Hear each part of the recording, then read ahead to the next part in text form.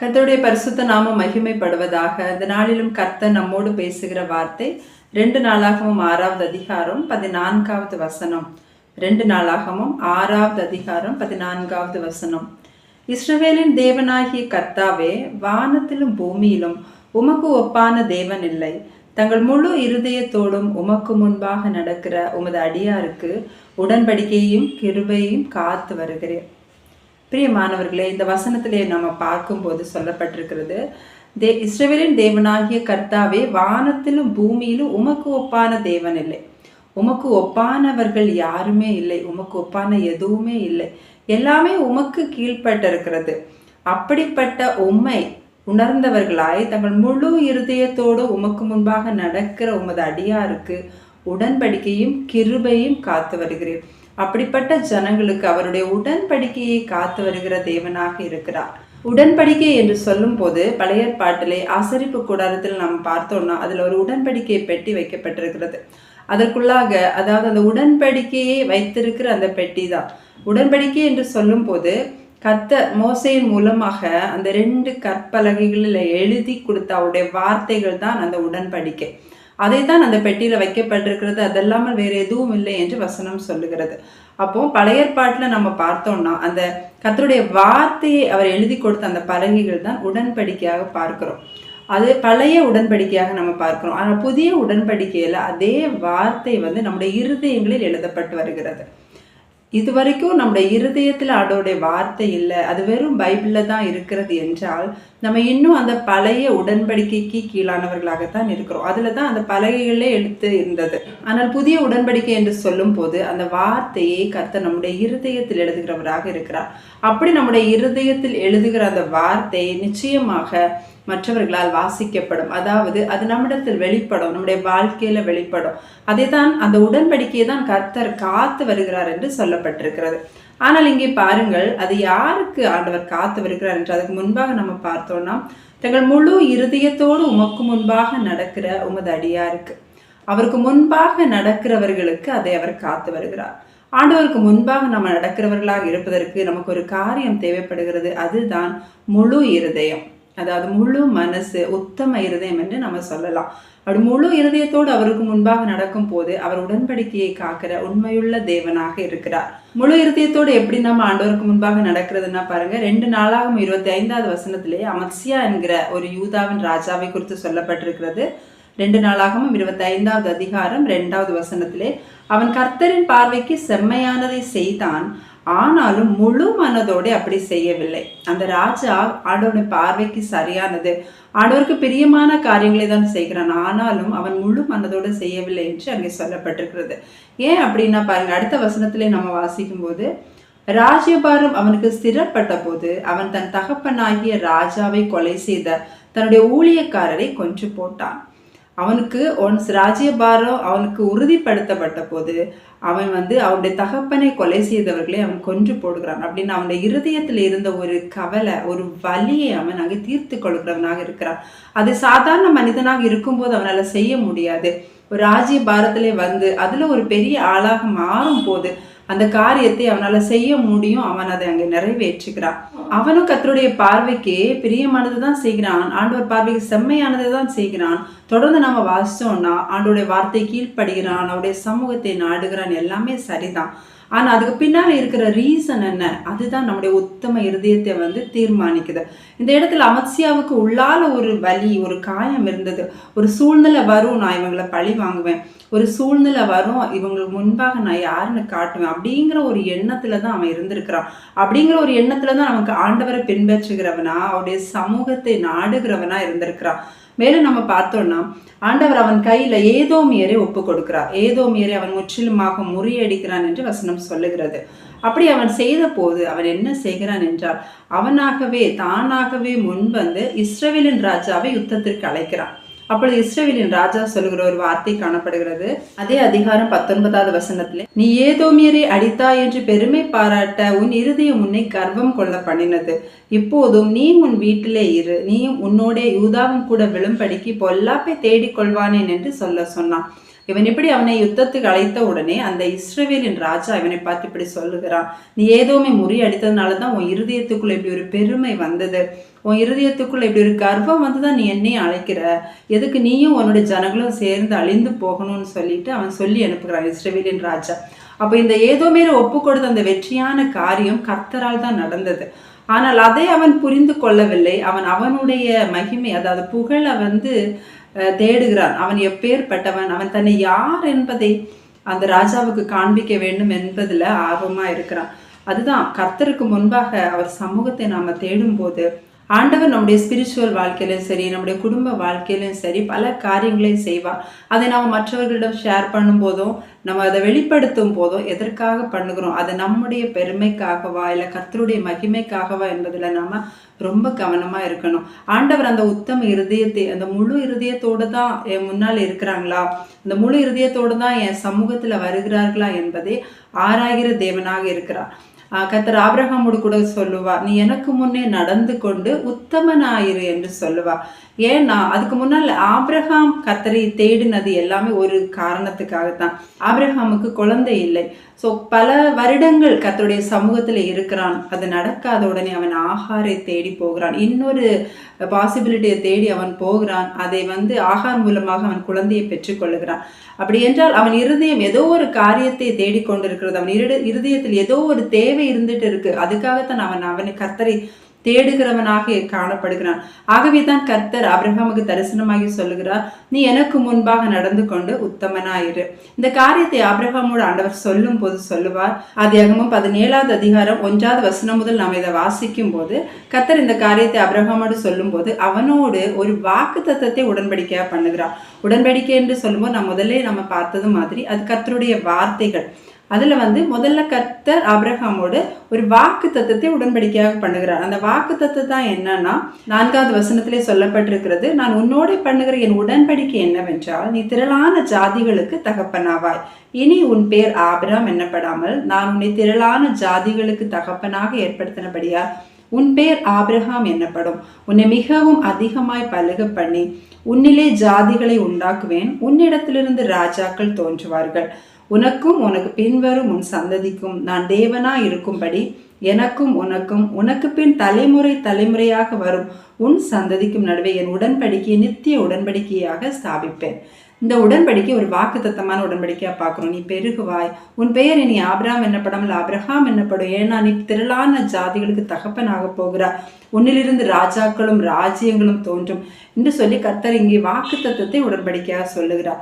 அதோடு சேர்த்து கர்த்தர் இன்னொரு கட்டளை கூட உடன்படிக்கையாக சொல்லுகிறார். பாருங்கள், அதே அதிகாரம் 9வது வசனத்திலே பார்க்கும்போது, இப்பொழுது நீயும் உனக்கு பின் தலைமுறை தலைமுறையாக வரும் உன் சந்ததியும் என் உடன்படிக்கையை கை கொள்ளுங்கள். எனக்கும் உங்களுக்கும் உனக்கு பின்வரும் உன் சந்ததிக்கும் நடுவே உண்டாகிறதும் நீங்கள் கை கொள்ள வேண்டியதுமான என் உடன்படிக்கை என்னவென்றால், உங்களுக்குள் பிறக்கும் சகல ஆண் பிள்ளைகளும் விருத்த சேதனம் பண்ணப்பட வேண்டும். எல்லாருமே விருத்த சேதனம் பண்ணப்பட வேண்டும் என்கிற அந்த ஒரு கட்டளையை அந்த இடத்துல உடன்படிக்கையா செய்கிறார். முதல்ல வாக்கு தத்தத்தை கொடுக்கிறார், அடுத்தது ஒரு கட்டளையை நிறைவேற்றும்படி, அதாவது கை கொள்ளும்படி அங்கே கட்டளை கொடுக்கிறார். மேலும் அந்த கட்டளையை கை கொள்ளாமல், அதாவது விருத்த சேதனம் இல்லாமல் இருக்கிற எந்த ஆத்மாவும் தன் ஜனத்தில் இராதபடிக்கு அருள்புண்டு போக கடவுது என்று 14வது வசனத்திலே கர்த்தர் சொல்கிறார். அப்படின்னா அந்த உடன்படிக்கையை கை கொள்ளும் போது நீ திரளான ஜாதியாவா பெருகுவாய், கை கொள்ளாத ஆத்மா அறுப்புண்டு போகும் என்று அங்கே சொல்லுகிறார். ஆண்டவர் நம்மோடும் உடன்படிக்கை பண்ணுகிறார் இல்லையா, வார்த்தையின் மூலமாக. அது நம்முடைய இருதயத்தில் எழுதப்படுகிறது. அதுதான் புதிய உடன்படிக்கை. அப்படிப்பட்ட ஒரு பாக்கியம் இயேசு கிறிஸ்துவின் மூலமாக, அவருடைய கிருபையின் மூலமாக நமக்கு கிடைக்கிறது. அதான் புதிய உடன்படிக்கையின் மத்தியஸ்தர் என்று இயேசு கிறிஸ்துவை சொல்லப்பட்டிருக்கிறது. பிதாவுக்கும் நமக்கும் இடையிலே அவர் மத்தியஸ்தராக இருக்கிறார். ஸோ அது ஒரு வாக்கு தத்தமாக நம்முடைய இருதயத்தில் எழுதப்படுகிறது. இல்லைன்னா ஒரு அறிவை உணர்த்துகிற வசனமாக, ஒரு ஆலோசனையை கொடுக்கிற வசனமாக, உணர்வை கொடுக்கிற வசனமாக, இல்லை அது ஒரு கட்டளையாக, அப்படி பல விதத்தில் நம்முடைய இருதயத்திலே ஆவியானவர் எழுதுகிறார். இதுதான் புதிய உடன்படிக்கையின் விருத்த சேதனமாக சொல்லப்பட்டிருக்கிறது. ரோமருக்கு எழுதின நிருபம் 2வது அதிகாரம் 29வது வசனத்திலே, ஆவியின்படி இருதயத்தில் உண்டாகும் விருத்த சேதனமே விருத்த சேதனம். இப்படிப்பட்டவனுக்குரிய புகழ்ச்சி மனுஷராலே அல்ல தேவனாலே உண்டாயிருக்கிறது. ஆவியினாலே நம்முடைய இருதயத்தில் உண்டாகிற இந்த ஒரு மாற்றம், அதாவது கர்த்தருடைய வசனம் இந்த மாதிரி நம்முடைய இருதயத்தில் எழுதப்படும் போது நம்ம அதுக்கேற்றது மாதிரி நடப்போம் இல்லையா? நம்முடைய இருதயத்தில் உண்டாகிற மாற்றம் அதுதான் உண்மையான விருத்த சேதனம். இப்படிப்பட்டவர்கள் கர்த்தரிடத்திலிருந்து வரக்கூடிய புகழ்ச்சியும் மகிமையும் தான் நாடுவார்களே ஒழிய மனிதர்களிடத்தில் புகழ்ச்சியோ மகிமையோ நாடமாட்டார்கள் என்று இந்த வசனம் சொல்லுகிறது. அப்போ கர்த்தர் நம்மோடு இப்படித்தான் உடன்படிக்கை செய்கிறார். இப்படித்தான் வசனம் நம்ம இருதயத்தில் எழுதப்படுகிறது. இப்படி எழுதும் போதுதான் நம்முடைய இருதயம் அவருக்கு நேராக உத்தம இருதயமாக, அதாவது முழு இருதயமாக மாற்றப்படுகிறது. நம்முடைய இருதயத்தில் வேறு எந்தெந்த காரியங்களுக்கு இடம் இருந்ததோ அதெல்லாம் ஒவ்வொன்றாக அகற்றப்பட்டு அவருடைய வார்த்தைக்கு நேராக நம்முடைய இருதயம் மாற்றப்படுகிறதை நம்ம பார்க்கலாம். அப்படி இருதயத்தில் எழுதப்பட்டவர்களோடு ஆண்டவர் உடன்படிக்கை பண்ணியிருக்கிறார். அந்த உடன்படிக்கையை அவர் காத்து கொள்ள உண்மை உள்ளவராக இருக்கிறார். காத்து கொண்டு அதை நாம் பார்க்கும்படி, அது நம்முடைய வாழ்க்கையில் வெளிப்படும்படி, அந்த வாக்கு தத்தங்கள் நம்முடைய வாழ்க்கையில் நிறைவேறும்படி கர்த்தர் நம்மை வழி நடத்துகிறார். பாருங்கள், ஏசாயா தீர்க்கதரிசியின் புஸ்தகம் 28வது அதிகாரம் 5-6 ஆகிய வசனங்களில் சொல்லப்பட்டிருக்கிறது. அக்காலத்திலே சேனைகளின் கர்த்தர் தமது ஜனத்தில் மீதியானவர்களுக்கு மகிமையான கிரீடமாகவும் அலங்காரமான முடியாகவும், நியாயம் விசாரிக்க உட்காருகிறவனுக்கு நியாயத்தின் ஆவியாகவும், யுத்தத்தை அதன் வாசல் மட்டும் திருப்புகிறவர்களின் பராக்கிரமாகவும் இருப்பார். நாம தான் மீதியானவர்கள், நாம தான் அவரால் ரட்சிக்கப்பட்டவர்கள். நம்முடைய இருதயத்தில் அவருடைய வார்த்தை எழுதப்படும் போது அவர் நமக்கு மகிமையான கிரீடமாகவும் அலங்காரமான முடியாகவும் இருக்கிறார் நம்முடைய தலைக்கு. அப்படின்னா என்ன அர்த்தம்னா, அடுத்த வசனத்திலே சொல்லப்பட்டிருக்கிறது, நியாயம் விசாரிக்க உட்காருகிறவனுக்கு நியாயத்தின் ஆவியாகவும் யுத்தத்துல பராக்கிரமமாகவும் அவர் இருக்கிறார். நம்ம எந்தெந்த சூழ்நிலையில நமக்கு அவர் எப்படி தேவையாக வேண்டுமோ அப்படியாக அவர் இருக்கிறார். நியாயம் விசாரிக்கிறவனிடத்துல நியாயத்தின் ஆவியா இருக்கிறார். யுத்தத்துக்கு போகிறவனு கூட ஒரு பராக்கிரமத்தின் ஆவியாக இருக்கிறார். இப்போ படிக்கிறவர்களுக்குள்ளே அவர் ஞானத்தின் ஆவியாக இருப்பார். இந்த காரியத்தை செய்ய வேண்டும் பலனில்லையே நினைக்கிறவர்களுக்குள்ள அவர் பலத்தின் ஆவியா இருக்கிறார். சில காரியங்களை உணர்த்த வேண்டிய நேரத்துல உணர்வின் ஆவியானவராக இருக்கிறார். அவர் ஆலோசனையின் ஆவியாக நமக்குள்ளே இருக்கிறார். ஏன்னா வசனம் சொல்லுகிறது, எபேசியர் 1வது அதிகாரம் 22-23 வசனங்களில், எல்லாவற்றையும் அவருடைய பாதங்களுக்கு கீழ்ப்படுத்தி எல்லாவற்றாலும் நிரப்புகிறவருடைய நிறைவாகிய சரீரமான சபைக்கு அவரை எல்லாவற்றுக்கும் மேலான தலையாக தந்தருளினார். முதல்ல நம்ம பார்த்தது மாதிரி மேலே வானத்திலும் பூமியிலும் அவருக்கு ஒப்பானவர் இல்லை. எல்லாவற்றையும் அவருக்கு பிதா கீழ்ப்படுத்தி எல்லாவற்றாலும் நிரப்புகிறார். நம்ம எதில் குறைவா இருக்கிறோமோ எல்லாவற்றாலும் நிரப்புகிறவருடைய நிறைவாகிய சரீரம் தான் நாம். அவர் நமக்கு தலையாக இருக்கிறார், நாம் அவருடைய சரீரம். ரெண்டு சேரும் போதுதான் அந்த ஒரு முழுமையை பெறுகிறது. அப்போ அவருடைய சரீரமாகிய நம்மை அவர் குறைவோடு இருக்க அவர் விரும்பவில்லை. நம்ம எந்தெந்த காரியத்தில் நம்ம குறைவா இருக்கிறோமோ அதை அவர் நிறைவாக்க வேண்டும் என்று விரும்புகிறார். அதான் இங்கே சொல்லப்பட்டிருக்கிறது, நியாயம் செய்ய உட்காருகிறவனிடத்தில் அவர் நியாயத்தின் ஆவியா இருக்கிறார். ஸோ எந்தெந்த இடத்துல நம்ம குறைவா இருக்கிறோமோ அதாக ஆண்டவர் நம்முடைய வாழ்க்கையை நிரப்புவதற்கு வல்லமை உள்ளவராக இருக்கிறார். அப்போ நம்முடைய வாழ்க்கையில நம்முடைய தலையாகிய கிறிஸ்து நமக்கு மேலாக இருப்பதை நம்ம பார்க்கணும். ஏன்னா ஒரு சரீரத்தை எடுத்துக்கிட்டா தலை தான் மேலாக இருக்கிறது, சரீரம் கீழாக இருக்கிறது. அதே போல நம்முடைய வாழ்க்கையில கிறிஸ்து தான் தலை, நாம் அவருக்கு கீழாக இருக்கும் போது இந்த மாதிரி ஆவியானவர் நமக்குள்ளாக எழுதப்பட்ட வார்த்தையை மூலமாக நம்மிடத்தில் கிரியை செய்கிறவராக இருக்கிறார். அந்த வார்த்தைகள் ஒவ்வொன்றையும் காத்து அது நம்முடைய வாழ்க்கையில காண பண்ணுகிற ஆவியானவராக இருக்கிறார். அப்படி நம்ம மாறும்போது நம்முடைய இருதயம் உத்தம இருதயமா மாறும். அந்த உடன்படிக்கை நம்முடைய வாழ்க்கையில நிறைவேறுகிறத நாம பார்ப்போம். ஆண்டவர் நம்முடைய தலைமுறையாக அந்த உடன்படிக்கையும் கிருபையும் அவர் காத்துக்கொள்ள வல்லமை உள்ளவராக இருக்கிறார். இதை தான் தாவீதை குறித்து சொல்லப்பட்டிருக்கிறது. 2 நாளாகமம் 6வது அதிகாரம் 15வது வசனத்திலே தாவீதை குறித்து சாலமோன் சொல்லுகிறான், தேவரீர் என் தகப்பனாகிய தாவீது என்னும் உமது அடியானுக்கு செய்த வாக்கு தத்தத்தை காத்தருளினீர். உம்முடைய வாக்கினால் அதை சொன்னீர், உம்முடைய கரத்தினால் அதை இந்நாளில் இருக்கிறபடி நிறைவேற்றினீர். நம்முடைய கண்கள் காணும்படி செய்வார். அவர் நம்முடைய வாழ்க்கையில உடன்படிக்கையை காக்கிற தேவன் என்பது எப்படி விளங்கும், எப்படி அது ப்ரூஃப் ஆகும்னா, ஒவ்வொரு வார்த்தையும் நம்முடைய கண்கள் காணும் போது ஆண்டவர் நம்முடைய வாழ்க்கையில உடன்படிக்கை காக்கிற தேவனா இருப்பதை நம்ம உணர முடியும். இந்த ஒரு பாக்கியத்தை ஆண்டவர் நம்மளோட ஒவ்வொருவருக்கும் தந்து நம்முடைய இருதயத்தை அவர் உத்தமமாக மாற்றி அவருடைய உடன்படிக்கையை அவர் நம்மோடு பண்ணின உடன்படிக்கையும் வார்த்தைகளையும் நம்முடைய வாழ்க்கையாக மாற அனுகிரகம் செய்வாராக. கர்த்தர் நம்ம ஒவ்வொருவரும் இந்த வார்த்தைகள் மூலமாக ஆசீர்வதிப்பாராக. ஆமென். ஜெபிக்கலாம். எங்கள் பரிசுத்த பிதாவே, உம்மை ஸ்தோத்திரிக்கிறோம், உம்மை துதிக்கிறோம் ராஜா.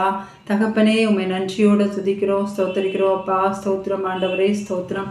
இதுவரைக்கும் கண் மணி போல பாதுகாத்தீங்களே அப்பா, எல்லா தீமைக்கும் விலக்கி காத்தீங்களே, எங்களை வழி நடத்தினீங்களே ராஜா, உமக்கு நன்றி செலுத்துகிறோம் தகப்பனே. நீங்க எங்க வாழ்க்கையில உடன்படிக்கையை காக்கிற தேவனா இருக்கீங்கப்பா தகப்பனே. அப்பா நீர் நல்லவர், உம்மை நன்றியோட துதிக்கிறோம் ராஜா. ஏசப்பா தகப்பனே, எங்கள் வாழ்க்கையில் நீங்கள் பண்ணின ஒவ்வொரு உடன்படிக்கையும் காத்து அப்பா அதை எங்கள் கண்களால் காணப்படுகிற தேவனாக இருக்கீங்க தகப்பனே. அப்பா இன்னும் உங்களுடைய வார்த்தைகளை எங்களுடைய இருதயத்தில் எழுதுகிற தேவனே உண்மை ஸ்தோத்தரிக்கிறோம் அப்பா.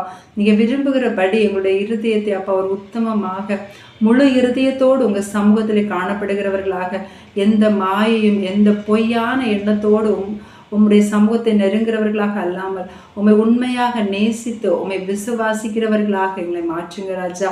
உம்மிடத்தில் விசுவாசமா இருக்கிறவர்கள் பதற மாட்டார்கள் என்று வசனம் சொல்லுகிறதப்பா. எங்களுக்கு எதில் குறைவா இருக்கிறோம், நீர் அப்படி இருக்கிறபடியால் உண்மை ஸ்தோத்தரிக்கிறோம் ராஜா.